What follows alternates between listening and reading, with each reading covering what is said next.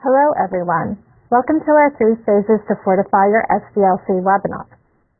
My name is Christine and I'll be your moderator. Today's webinar is brought to you in part with our partners, House Data and Deliveron. House Data is a data center and managed services provider. Deliveron, a greenhouse data company, is a leading technology firm focused on delivering custom software solutions. And finally, about LogiGear. LogiGear is a leading provider of corporate software testing solutions and test automation tools.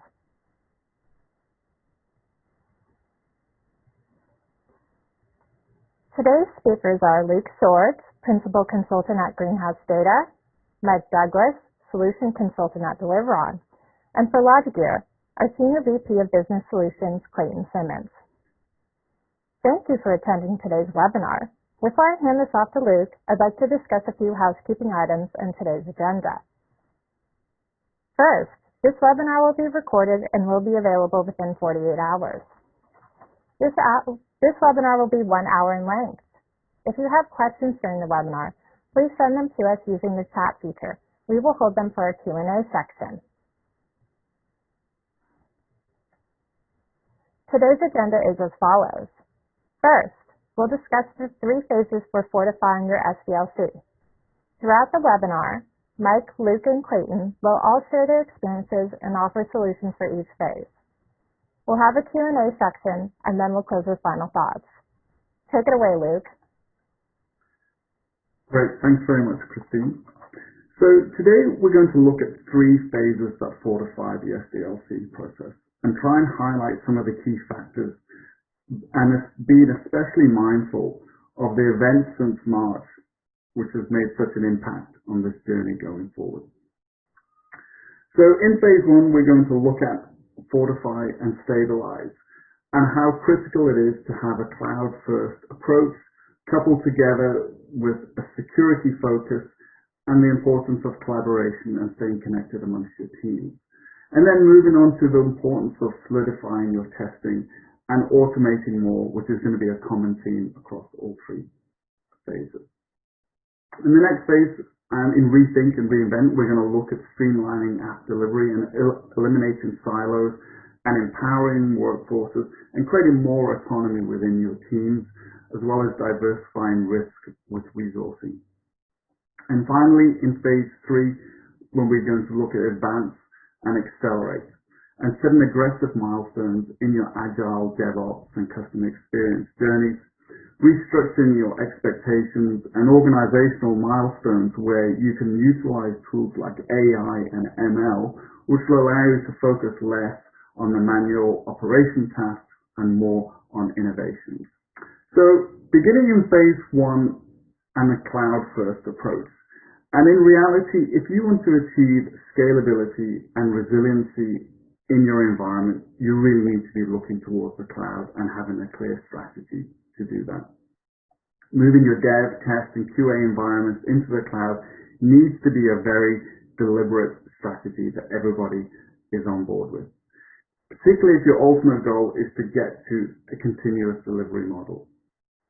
But a valid question may be asking, if I'm going to make this investment, why don't I just utilize my on-premise environment? Likely there have already been significant investments in data centers or physical computers or infrastructure tied to your on-premise environment. But typically these environments are monolithic. They haven't been designed from the ground up to be torn down and spun up on demand. And they tend to rely heavily on your ops team, so your storage teams, your network team, or even your sysadmins. All 3 need to work together to provide those services for your development team. And when we have events like we've had since March of this year, where suddenly everybody's working remote and there's a much greater demand on those teams as people need to reach back into your corporate environment to continue their work and continue accessing the tools they were used to once they were sat in the office.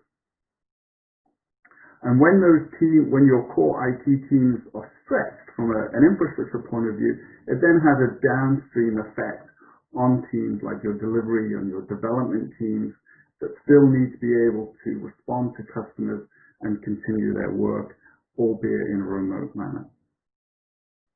So if you're going to make the efforts to invest in a continuous delivery model, it really has to be a cloud-first approach, and ensuring that your environments are still accessible even when teams are working remotely. And typically, a user working at home connecting directly into a cloud is going to have a much faster and better experience rather than hopping through a VPN and then reaching into your corporate environment. So definitely something to consider. And scalability. As recent events have a greater impact on all of our lives, it also impacts how we deliver and the feature sets that we're looking to implement in our applications. And so as a result of it, you may need to pivot, you may need to spin up new environments. And so you need to be able to have access to the scale to do that. And typically only a cloud can do that for you. And as, again, coupled with scalability, if you need to spin up these environments quickly, you need to invest heavily in automation to do that. And once you've built this automation to do it, once you have the tools to build out the environments, to build out your storage and your network and your compute in the cloud, then really what you've achieved is a certain level of autonomy. A developer can spin up that environment and not have to put in requests to your core IT teams to do that for them. They can just do it themselves, and they're well on their way to a continuous delivery.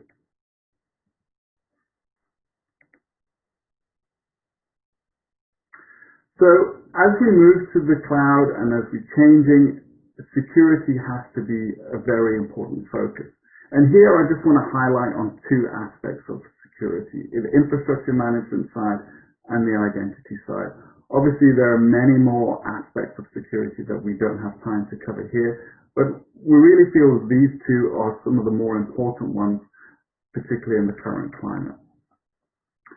So on the identity side, you have a concept of hybrid identity. And what do I mean by hybrid identity? Well, if you have an identity that is typically created in your on-premise environment, so say for example, Active Directory, and you then extend into a directory in the cloud, so for example, using Office 365, you're going to use a tool like AD Connect to create those accounts in Azure Active Directory.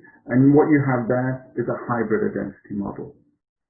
Once the accounts exist in the cloud, then it's much easier to enable services like multi-factor authentication and single sign-on to many different applications, and privileged identity and management.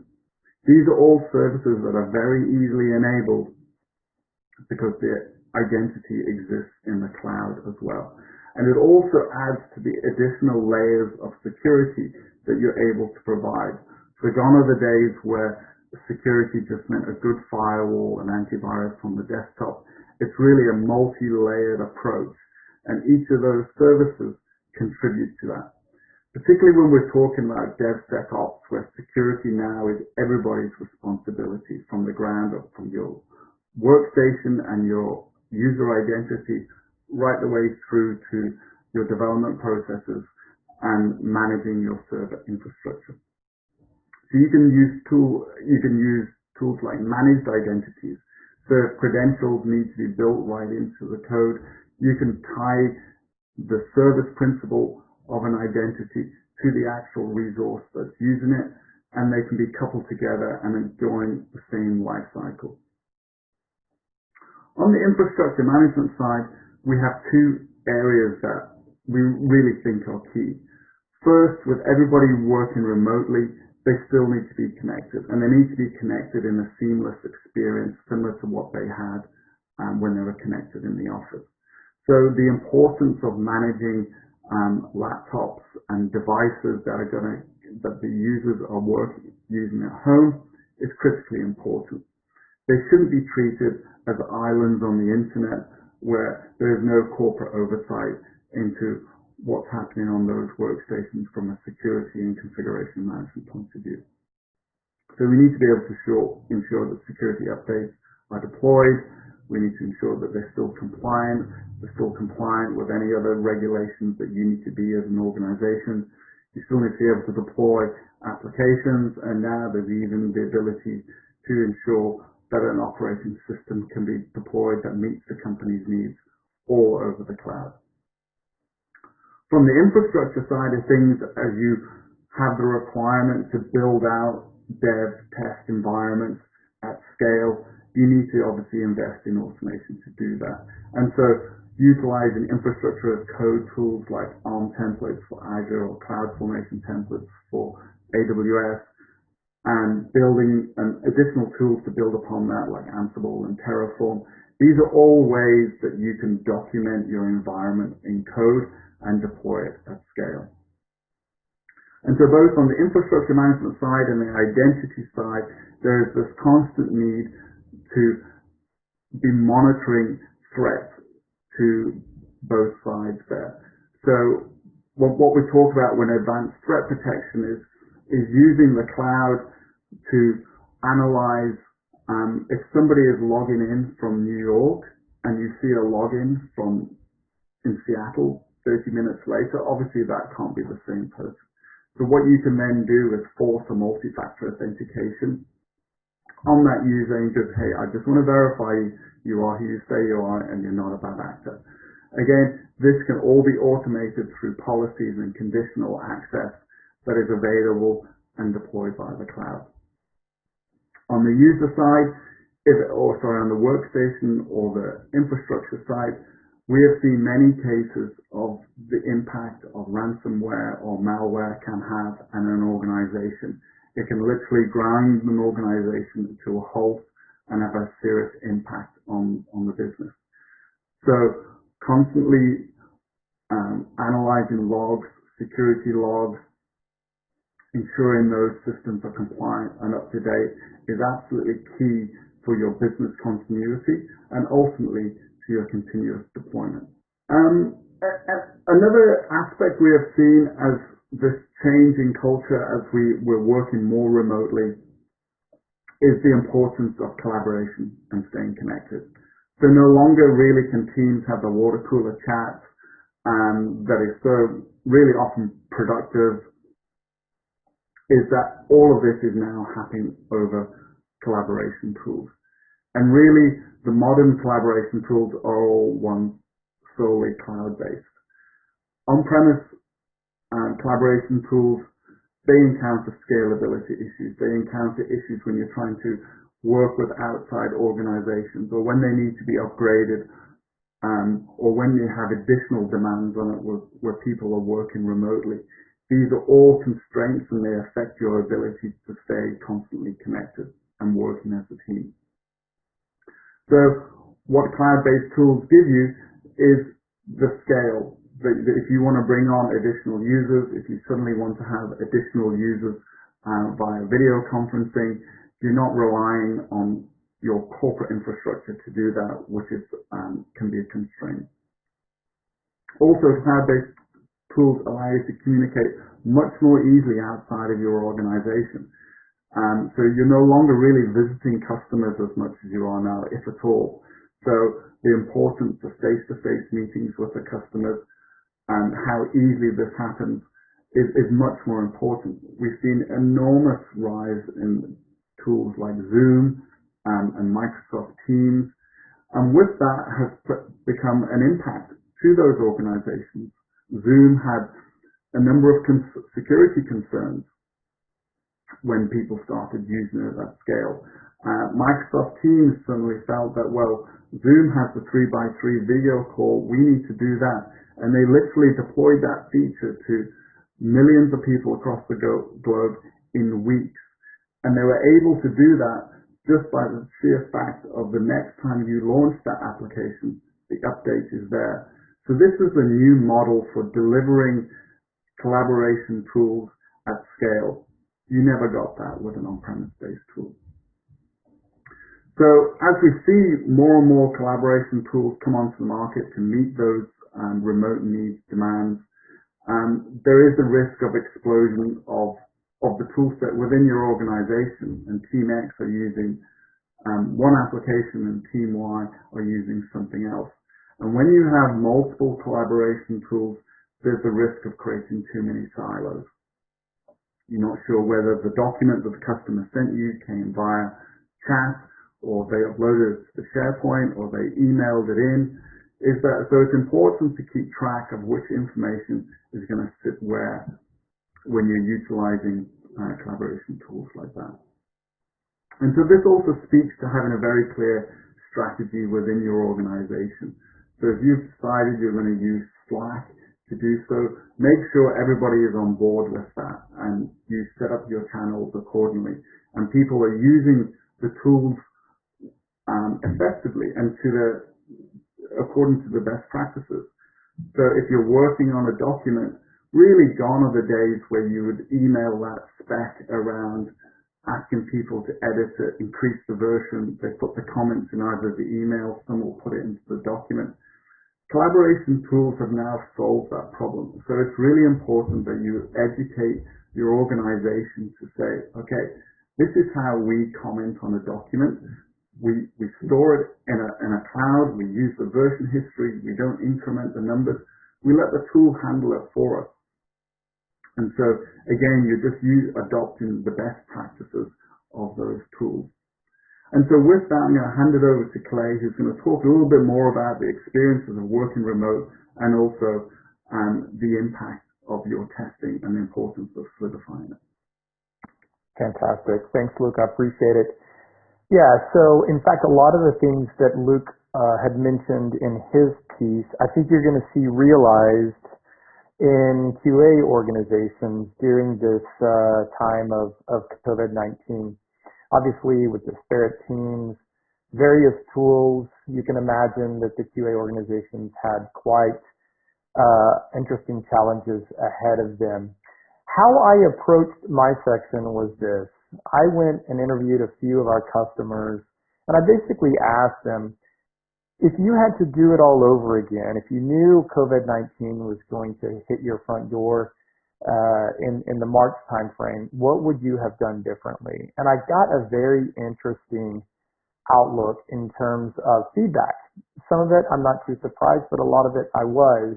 But let's just dive in. So I think migration to cloud is a great segue from what Luke was saying. A lot of customers had not done this yet. And so remote access, as Luke had mentioned, and governance, whether it be user accounts, URLs, proxy access, whatever the case, it was problematic. I think a better way to have addressed that was for QA organizations and QA managers begin to inventorize what's needed by their QA staff and always update that to ensure that that access is managed properly. Also, too, a key aspect of cloud, what cloud has given us, is devices on the cloud. And yet a lot of customers still had their applications and their devices on-prem.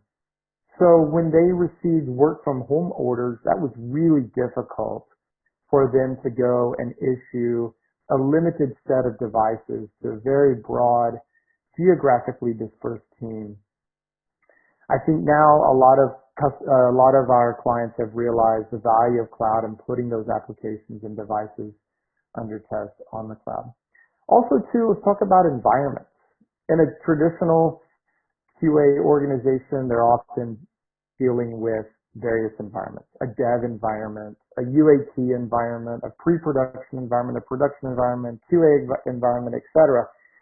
And that's really problematic. In fact, I had one client tell me that they literally had to send an engineer back to the office to make some modifications to their environment so that the QA organization could have the right environment in place. A lot of this can be done now with continuous deploy, as Luke had mentioned. Also, a little bit about agile and release volatility. This was one that was a bit surprising to me. Not so much with agile, because we know agile requires a lot more communication within its workflows. You have simultaneous communication that QA organizations have to manage between dev and product, and that becomes problematic. But when you have a situation of a work from home, or you have a team that might go offline for a while, as they begin to self-reorganize, then it becomes very problematic because those communication lines are broken down.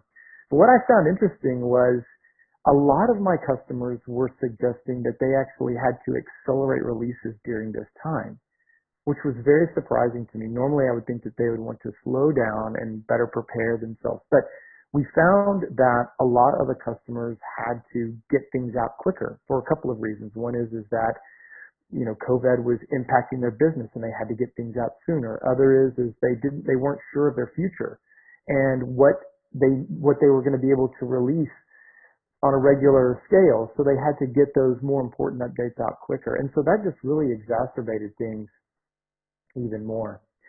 From a resource perspective, they mentioned that it was very difficult to onboard employees and offload employees from projects. You have client-specific equipment, laptops, hardware, access, even connectivity. A lot of the employees didn't have the right connectivity, the bandwidth to do their job. And so that was really problematic for QA organizations to have to resolve. I would say that for those that had a professional services vendor or partner in place, it was probably a little bit easier because the professional services organization deals with this on a regular basis. So a lot of those problems went away for them. Those clients are able to ramp up and ramp down resources quickly and efficiently as their needs require. Lastly is productivity. I heard that teams seem like they are more productive. They're not sitting in traffic. They're not being interrupted at the office. They're able to collaborate and communicate still with Zoom, as Luke had mentioned. So this was really quite interesting, and actually I'm pleasantly pleased that they're realizing this, because again, from a professional services perspective, you really pay for every hour that you take. And I think in the case now, both FTEs and contractors are actually increasing productivity based on actually the hours worked versus the hours being interrupted and hours sitting in traffic. I also want to shift gears and talk about automation, because one of the key things that continued to pop up was, I wish we had automated more. And I didn't really have a great answer for that other than, well, there's no better time to start than right now. But I do think there is some low-lying fruit if you are behind in your automation strategy. I think first you can obviously consider professional services organization to kind of give you a boost in the arm, get ramped up as quickly as possible, and then let that vendor hand those test assets back off to you.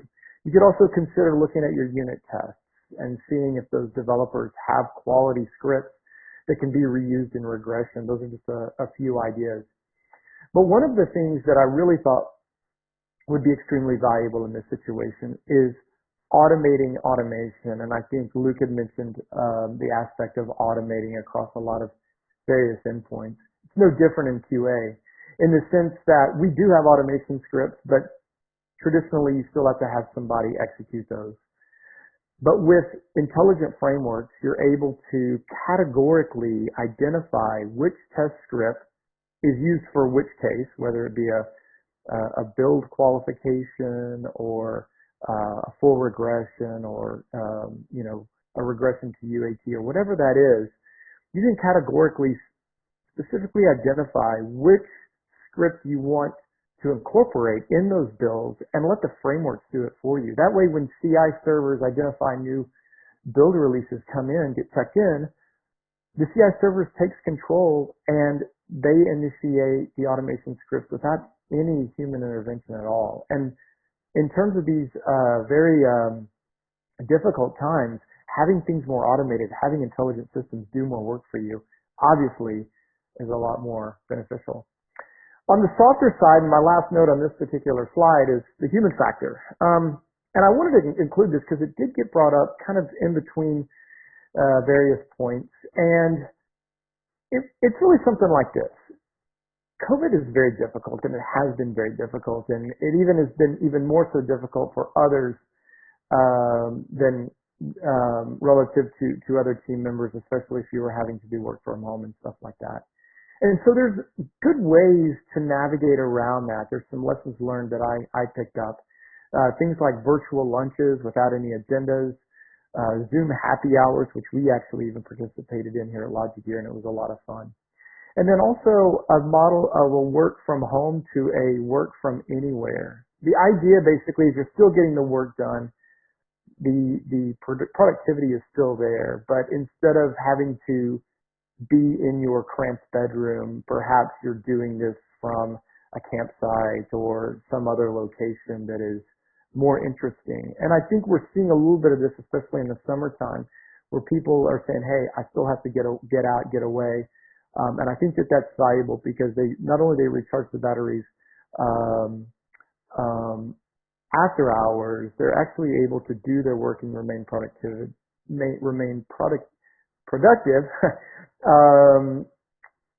despite the geolocation. So as we shift our thinking about working from anywhere, I want us to shift over to Mike so he can kick us off with phase 2 on just how to rethink and reinvent at delivery. Mike? Yeah, thanks, Clay. Really appreciate it. Really, for phase 2, we're talking about rethinking and reinventing. Satya Nadella, CEO of Microsoft, really put it well just a little over a month ago. Basically said, we've seen 2 years worth of digital transformation in 2 months. And that really says a lot to this unprecedented time where organizations are just not innovating to stay ahead, but really innovating for survival. And it's really affected every industry, as we've seen, from restaurants to retailers to enterprises like our own. And organizations, when they're moving into this phase, are really starting to think about, preparing for the new normal and not really thinking about it from the standpoint of, I can't wait till it goes back to normal, but really looking at it from the standpoint of what will normal look like when really the dust settles. And so we're going to talk about more how this really pertains to streamlining their application delivery and how we're seeing organizations really empowering their teams to really now provide them more about this streamlining their app delivery. So for streamlining application delivery, we're really talking about where can we improve our efficiency. So we have both business innovation. That's really where developers are focusing on adding new business value to our systems and improving the customer experience. And then there's the business agility, and that's really what it takes now to get from, the developers being done with something to it going to production. And so when it comes to what we want to streamline, it's really that process of that commit to production is where we want to focus. We really want our development team to be focused on that business innovation and not what it takes to get that change to production. So what we can do with that is really streamline it through things like software delivery pipeline. What that means is we'll basically take the processes that were traditionally done manually and automate those into the process. So things like once we do that commit and before it gets really committed to our kind of trunk-based location and source control, we can actually do a number of things to verify whether or not it has the right quality, security, and compliance. And we can do that through unit testing, code coverage, code analysis. We can do security testing through like SaaS or static application security testing and open source vulnerability scans to really make sure that our code is actually being completed. Where those types of things might have happened much later in the process, we can do those now as soon as the developer commits the code. And then once our code gets kind of packaged up, ready to be deployed, that's where we can actually not only deploy the application to those environments, but we can also provision the infrastructure so that we know we don't have any kind of snowflake type environments that every time it's always deployed the exact same way. And deploy our tests, we can continue to do more black box testing once we're there. So that allows us to do things that, like Clay was mentioning, where we're talking about automating the automation, we can bake those into our pipeline to now do those testings here before we get to production. So we can do things like our runner regression testing. We can run load and performance tests. We can do security testing, like pen tests that might be done, maybe once a month. We can do those with every deployment before it goes to production. And then allow the testing to do more manual things like do exploratory testing. once we get those into production, we can actually do things like rolling deployments. So we maybe are deploying a change that only impacts 10% of our users. So if there is a problem, we're only impacting those 10%, and then we can slowly roll it out to the rest of the team. And then we can also do things like A/B testing to show whether or not, maybe one version is used or liked better by our customers than another version. And we can take all that feedback that we're getting in production, provide it back to the development team, so we can basically pivot and manage the backlog to do exactly what what the users are wanting to use the most. We get the process streamlined and start getting that automation, but how do we know that we're actually what we're doing is actually making a difference? And we can't really improve and know that unless we're actually measuring what we're doing. So a real key way to do that is kind of two different things. First one is really measuring what the team is doing from an output perspective. So like, how long does it take for things to get done? Both new changes and also bugs that come from production. How long does it take to basically get that fixed and get it back into production? We can measure those things through like speed and cycle time along with mean time to recovery. We can also measure how things are actually being deployed. So we can make sure that like our batches that we're deploying are smaller, because the smaller the deployment, the less likely we're going to run into issues. We can also be measuring how long does it take at each stage of the way before it can go into production, and measure our wait time. And then once it's in production, what's our percentage of successful deployments? And then also, what's our deployment frequency? Are we actually improving on that, or are we actually staying the same or getting worse? And it's not just important to be releasing new features. We need to make sure that these are actually performant and actually not failing the application. So, availability and performance testing are also key things there too. And then we want to, make sure, again, like we just talked about, our users are actually using the applications the way they intend, and that's that user activity that we can measure. So that's one of the key things. The other is actually measuring really this kind of DevOps capabilities of your teams and organization. We actually co-created basically the Agility Health DevOps Radar, which you see over on the right. And that's a really key way that we measure teams on how they're actually improving their DevOps capabilities and helping to, make sure they're building the right thing, have faster delivery, improving the culture, and making sure that's done in high quality. And it's a way to really take some of those kind of, I think, hard to measure type things and put them in a objective way so that those can be measured. We can measure that over time to see how our teams are growing and to see how that is improving these other metrics and the overall organization as a whole. So in addition to streamlining the process, we're also seeing more streamlining with the teams. So where we actually had, a lot of teams were dependent on managers doing a lot of approvals, and a lot of times those approvals, really didn't provide, the value. The team really understands what they are. And now that we're actually, living in this remote world, those teams are actually being empowered to make those decisions to really help improve the efficiency to get things from development all the way through to production. And that's eliminating silos that we've had before, like maybe testing silos or operation silos or security silos. We're actually taking those capabilities, those things that those other siloed teams are doing, and adding those as capabilities to what we're calling cross-functional delivery teams, or also called pods.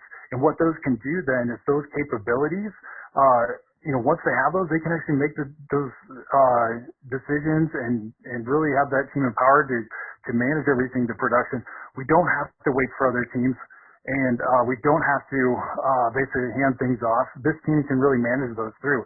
And I think probably the biggest key thing is really changing what everybody's on the team is really kind of, I'd say either graded on or focused, and have them all focused on the same thing, which is really the most important thing, is how are we doing from a customer's perspective.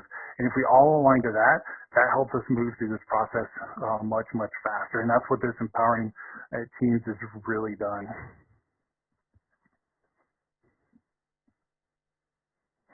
And so you might say, well, all our teams are not really set up that way. We have functional teams today, and we can't, it's going to be really disruptive to try to change all of our teams to really move to this model. And the really nice thing is you don't have to do it all at once. We don't have to boil the ocean in this approach. What we can actually do is take those individuals from the silo teams, and the key thing is identifying the champions that are help move this forward, and move that to basically put those on a enablement team that can figure out how to do all these hard things in your organization, and making sure and show how it can actually work.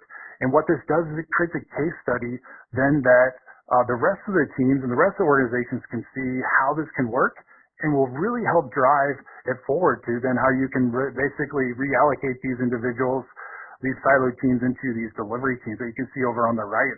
And another piece of this is taking those champions and putting them actually on the teams to really help move those teams forward and really become kind of the train the trainer, so that all those teams can be effective at doing that. And then that enablement team really just goes away, and then we set up community of practices across those disciplines to help drive all those initiatives forward and continue to keep pushing forward on those initiatives that the enablement team really figured out from the start.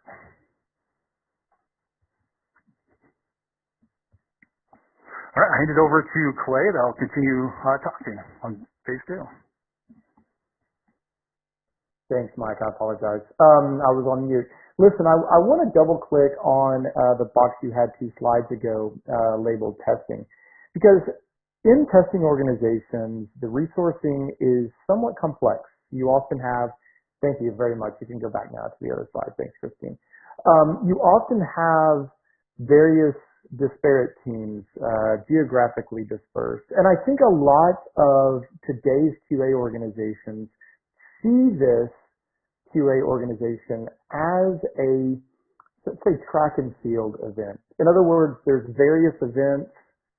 They're very different in nature, and there's various athletes within each event. Very different, obviously, in nature. And what I mean by that is that you often hear, well, my offshore QA organization does my script creation, and my on-site organization does my script execution. And if that's the case, and in the case of like what we experienced in the past few months, you're most likely at risk of losing a function, a capability, right? I mean, if your offshore team goes offline as they reorganize, then you're not having a whole lot of scripts created. Or if you lose your on-site team, you also too might not have a whole lot of test cases executed. So I'm suggesting a new perspective, something that looks a little bit more like a relay race as opposed to a track and field, in the sense that in a relay race, everyone is the same. They're all doing the same thing. They're running and they're handing off, and that's key. And much like in QA, we too need to basically do the same thing, but have these smooth handoffs as well. My thoughts is that we would duplicate functional QA teams in the sense that they're all doing end-to-end QA. They're all doing test case design. They're all doing test case and script creation. They're all doing test execution, and they're all doing maintenance.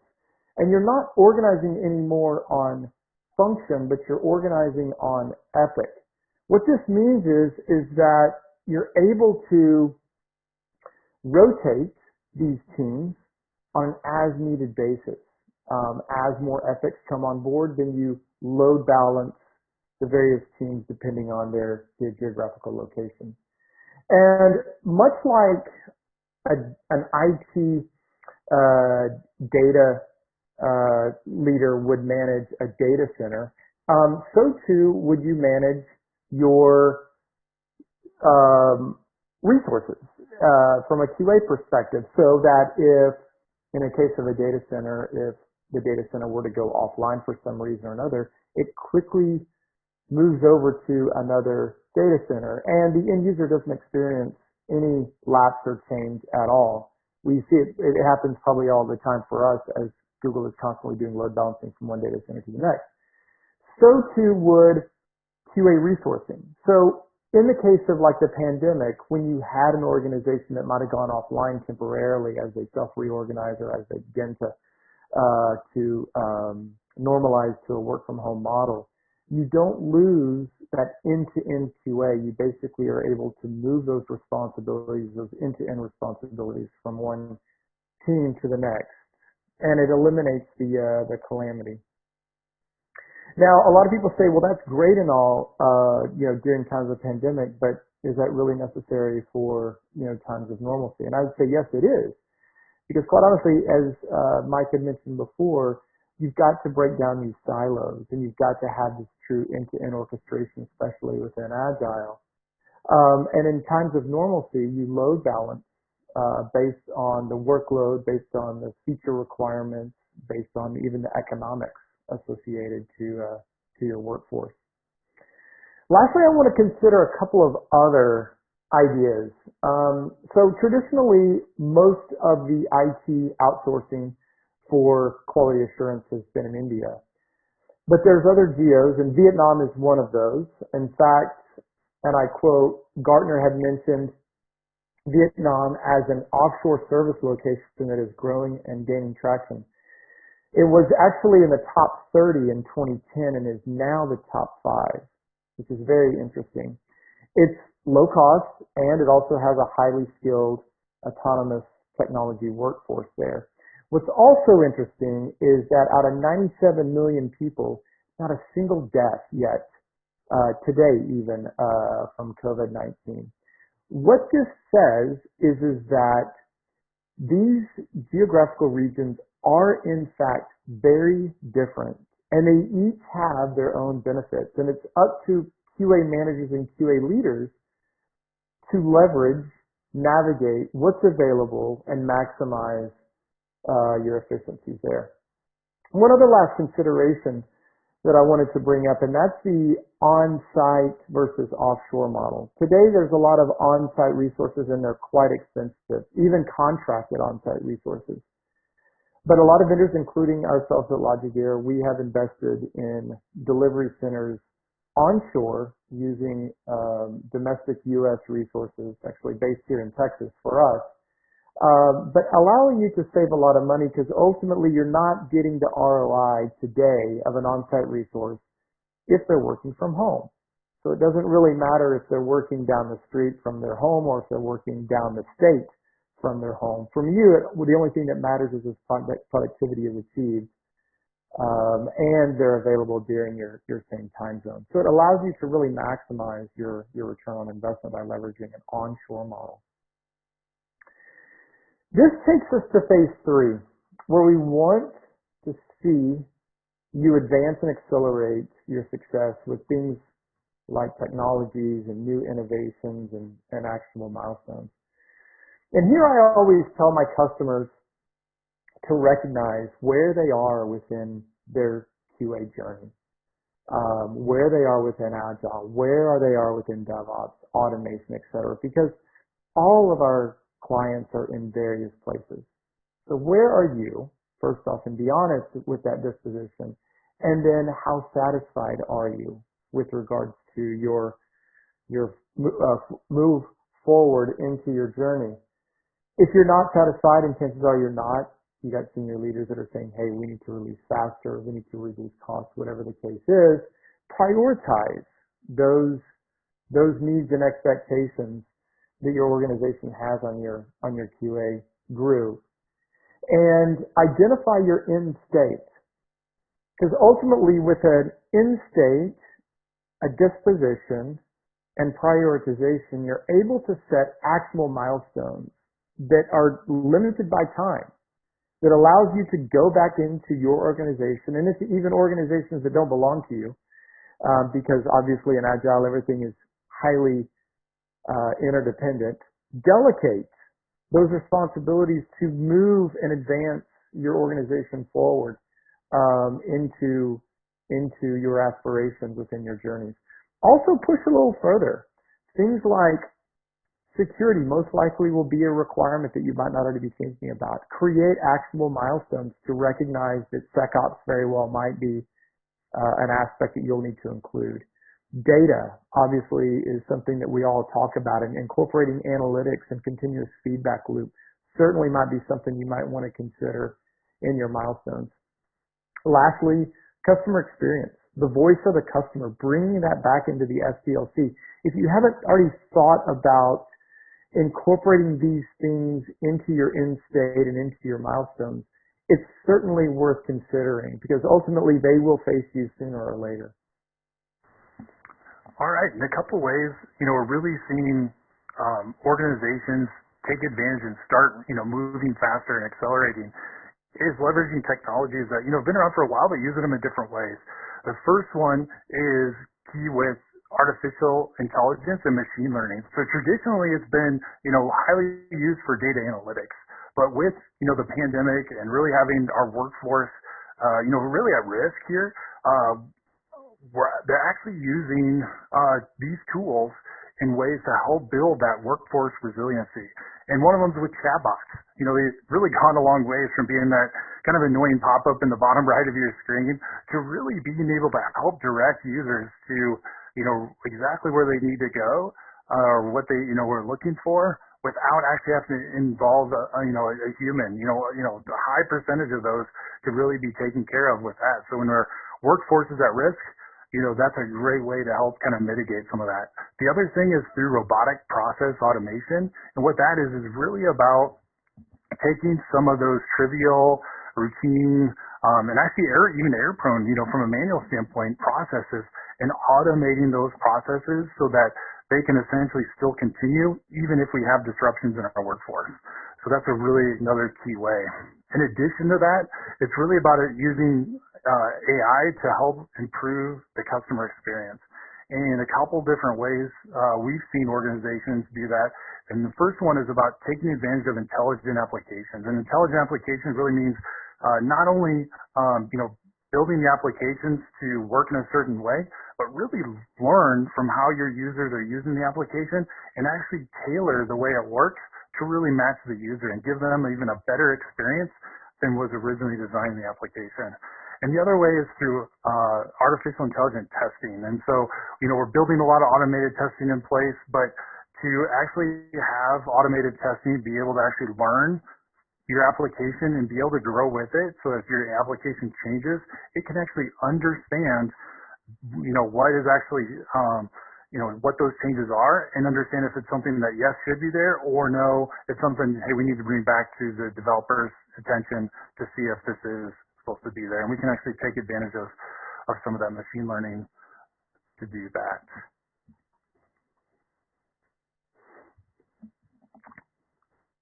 And then the other key thing here to kind of wrap up phase 3 is really focusing more on innovation and less on operations. So operations a lot of times kind of gets in the way of what we can do from an innovation standpoint.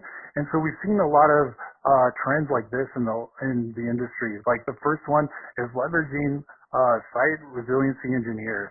What that is really taking that kind of developer mentality and applying it to operations. So basically if there's an issue, it's not somebody in operations manually fixing it. It's actually somebody writing some scripts or a run book to fix that. So the next time it happens, it's essentially like a push of a button to do that mitigation step so that the application continues to run. So that's one way. We can actually even take that a step further and apply AI ops to that and take those scripts and those automated steps to providing mitigation and really applying artificial intelligence to that. So not only, if it sees the same kind of issue happen, but also if a different kind of issue happens, it can actually understand and say, oh yeah, this is similar. Let me go apply the same mitigation we did for this other thing and fix it there. So that's another really good way to help, have less need on the operations side. The other is a trend that's been growing a lot of steam here lately is GitOps. And GitOps is really about taking what we've had maybe from a development perspective of being able to do like automated deployments and be able to deploy the applications and now applying that to an operations and infrastructure standpoint. Basically configuration as code and essentially committing that all into Git in this case, and then having the infrastructure know how to read that in and apply the changes. So you can always get that kind of desired state. And GitOps works really nicely with Kubernetes if that's something you guys are looking into as an organization, and really be able to to automate a lot of the operations alongside of that from a Kubernetes perspective. The other thing, and we've touched on this quite a bit throughout this talk, is actually being able to take some of those kind of remaining things that are still happening in your move to things going to production and continuing to shift left.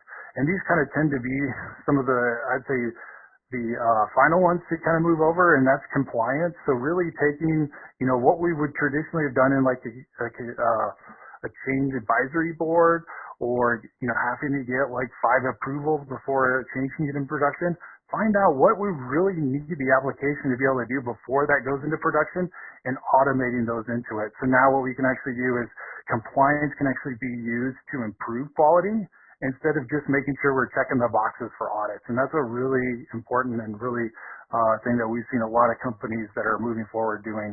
And then the last piece we talked about this is having that kind of DevSecOps mentality and actually moving a lot of those security things into the process, doing those scans early so we don't actually have to do those. And it doesn't remove the security teams or those other silo teams.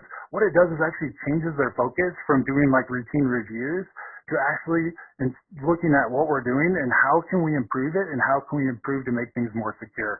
So it really gives them the time to focus on things to actually improve the process instead of just, again, being kind of a quality gate to make sure things are being done.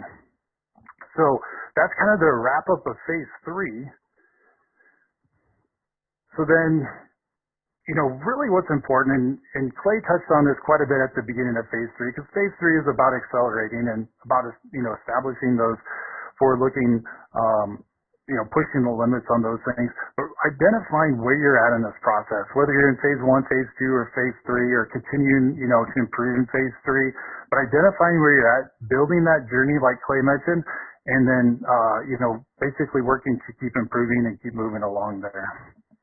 So I'd just like to wrap it up with that, and then I'll turn it over to Christine for questions.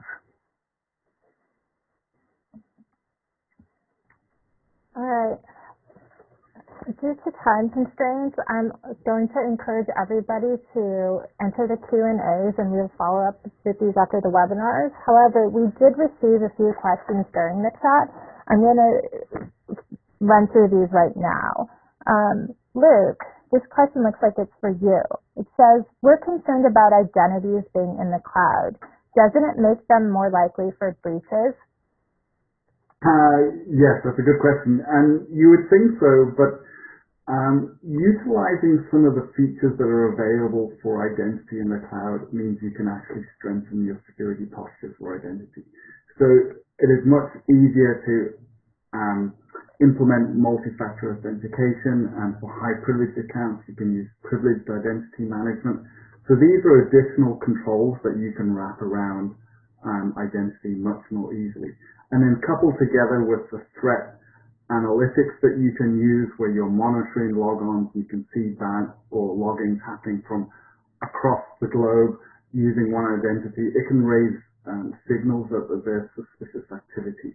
So the cloud actually provides you much more tools and analysis to strengthen your position there. Thanks, Luke. Clay, this question looks like it's for you. It says, you mentioned using an intelligent framework to further automate your testing. Can you give an example of how this would be done? Sure. It's a good question. Thanks, Christine. So, yeah, an intelligent framework is really someone this is like a batch file, if you can remember those back in the day. So, again, it's first off all about organizing your test assets, your actual automation scripts, and then identifying what those scripts could potentially be used for and tagging those. Then building an additional script, let's call it a parent script, that then calls those various child scripts to execute in a serial fashion across maybe a parallel set of devices or applications under test. So that way, when a Jenkins server were to receive a build notification, this intelligent framework would get kicked off, and then assuming you have a tool that interacts with Jenkins, it would then take your intelligent framework and then execute those scripts categorically on your behalf without really even any human intervention at all. In fact, some of our customers are already doing it today where you'll have bills being submitted at the end of the day, and then in the middle of the night, these frameworks are kicking off in darkroom scenarios and providing the results back to QA organizations the following morning. I have one more question. This one is, we have a permanent DevOps team. Why do you think they should be temporary? Yeah, I can take that one. That's a great question. Well, we see this with a lot of organizations where they stand up a DevOps team to really help implement DevOps practices.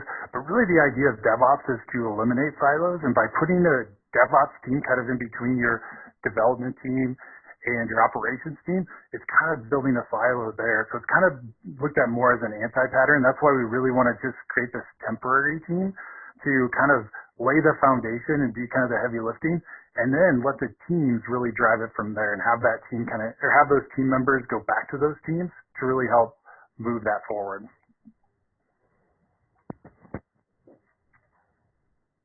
We have one other question. It says, what automation tool would you suggest us to start with if you're moving towards automation? Yeah, I can take that, Christine. So if you're just getting started in automation and you're coming from manual test, my recommendation is that you use a very simplified, I would even say a no-code or low-code type tool. At LogiGear, we have a couple of those. We have Test Architect, which is geared mostly for SAP and desktop environments. And then we also have a new tool called Gondola, which is our digital solution focused on mobile and web. But the idea is that you don't have to have a lot of heavy coding experience. You don't have to be an expert in JavaScript, much like what would be required in Selenium or Appium. That's a good way to get started. There's those our tools basically allow you to, for the most part, drag and drop type scenarios, and then you can see how the code builds up, and then you can begin to learn how automation works. Okay. I'd like to thank everybody for all their questions. I'm going to move to the close. So again, thank you for attending our webinar. If you're looking to fortify your continuous testing capabilities, LogiGear is here to help. Please contact us for more information. If you have any additional questions about fortifying your data solutions, please contact Greenhouse Data. If you're looking to fortify your DevOps solutions, please contact Deliveron. We will be sending out a recorded version of the webinar, and we'll follow up with any unanswered questions within 48 hours. Thank you for your time and attending our webinar. Have a nice day.